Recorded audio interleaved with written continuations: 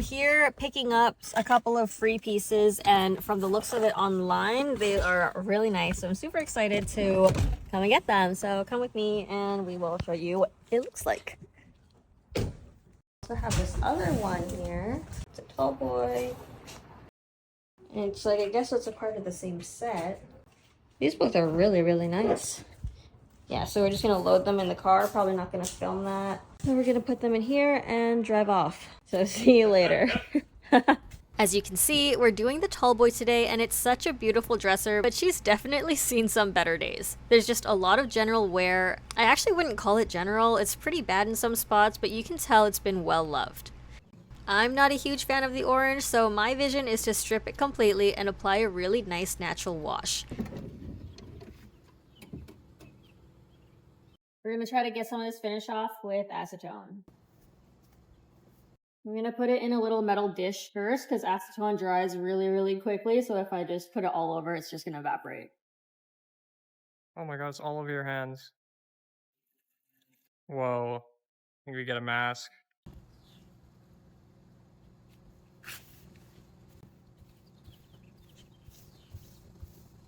Where's that steel wool I got you? You can see how the acetone is just eating away at that old finish, and it's honestly so satisfying. Like I said earlier, acetone dries really quickly, so I had to work in sections.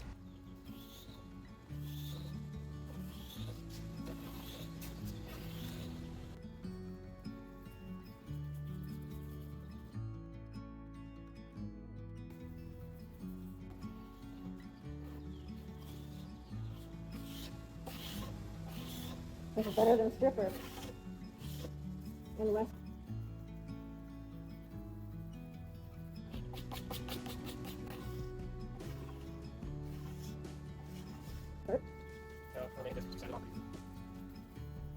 Yeah.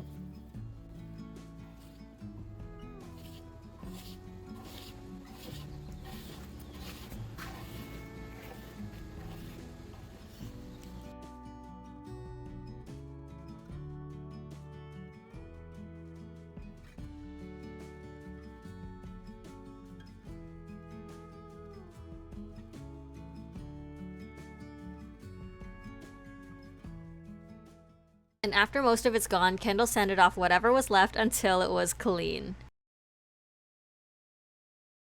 So now I'm just attacking all the corners wherever it's going to be hard to fit my sander. Now he's working away at this side, and if you've ever tried scraping finish off from a vertical surface, it's not fun. So like this video for Kendall's endless devotion and sacrifice.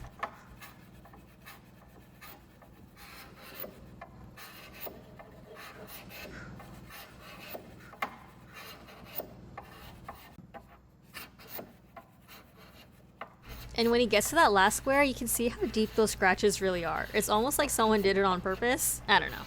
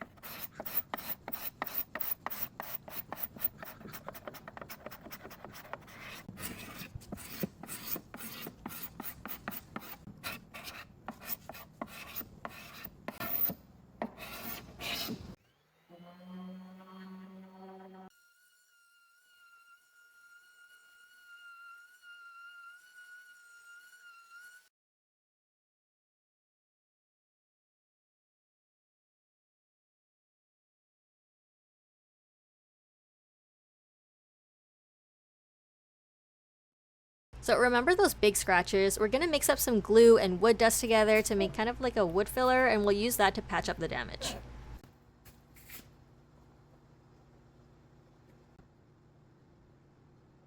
a pretty small platform.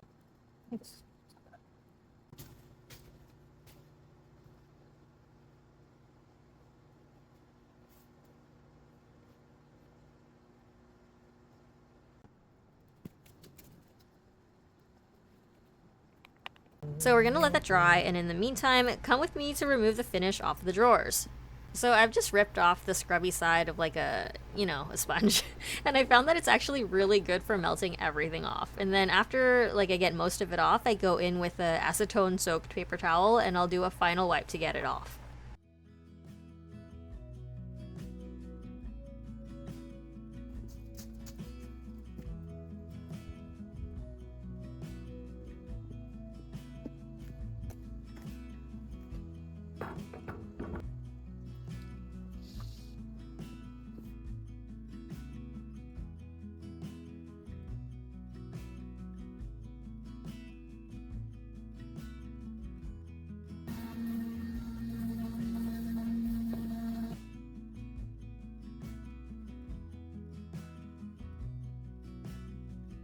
Now, some of the drawer riser things, I don't know, you'll see, they're damaged. So we're gonna make some new ones out of some scrap wood. These will help the drawer sit up a little bit so that they're not dragging along the divider when you're using them.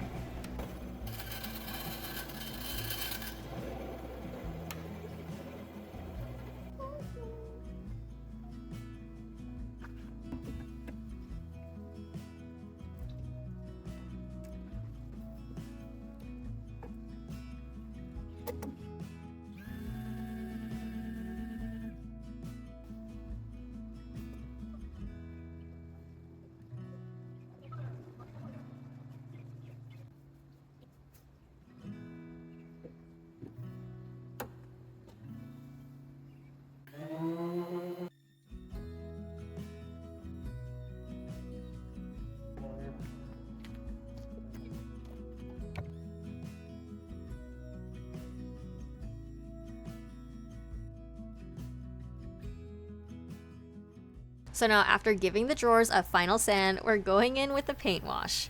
Normally I'd apply this by hand, but spraying it puts it on really quickly and I don't run the risk of wiping back a partially dried coat. I've done that before and it looks terrible. You basically have to sand it off and redo it.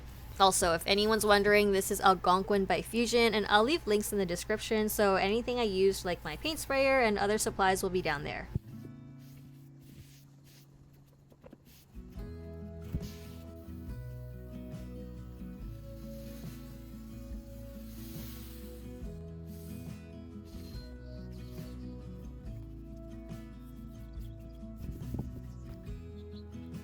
Got that nice tan base on. Probably want to do another coat just full manually, but yeah, it's not too bad.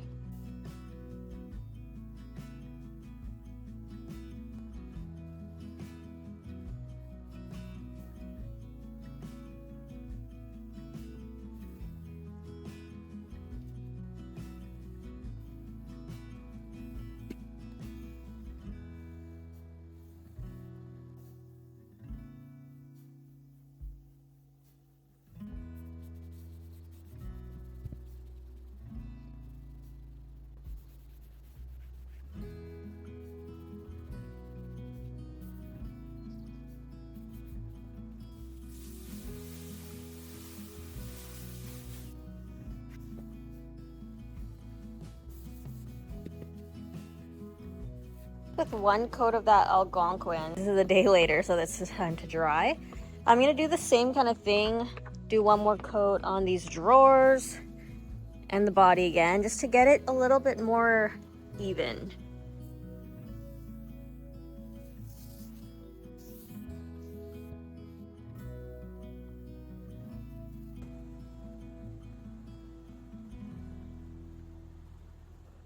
So we're gonna go in with this Flagstone stain all over just the dresser and the drawers.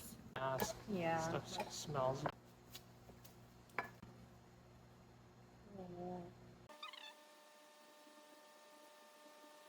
A foam brush is great for this, or you can use like the soft side of the sponge that you just ripped the green scrubby off of.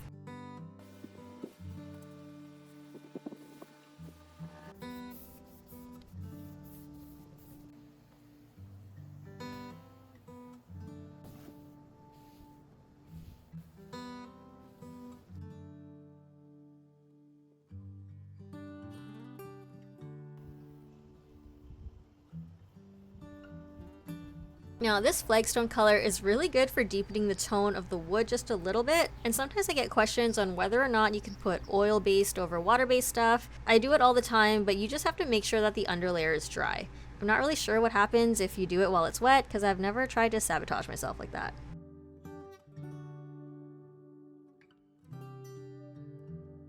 Is with the flagstone on it.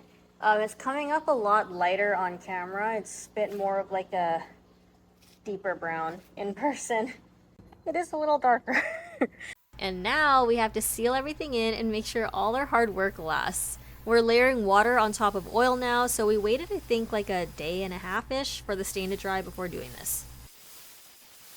Have the handle, so if you can see that, just on the cooktop, inside like a baking tray, and I just filled it up with water, and now I'm gonna boil it, and we'll scrub them down and get them all clean and get them back onto the dresser. We were out there setting up from 8 till 5, and I made maybe $80.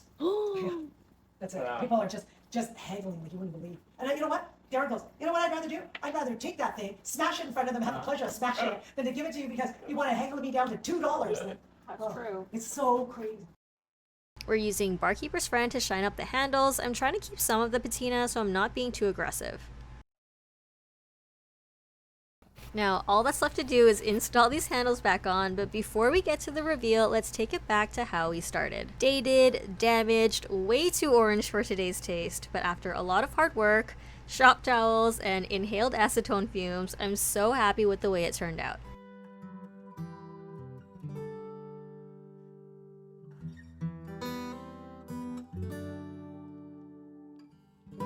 I'm a big fan of the sandy beige tone that we were able to get. It looks a lot more natural now, and this one is probably top 5 for me. If you like this video, please subscribe and make sure to leave a comment and a like. Do you like the neutral? Do you prefer the warmer orange? I want to know. Alright guys, see you next time.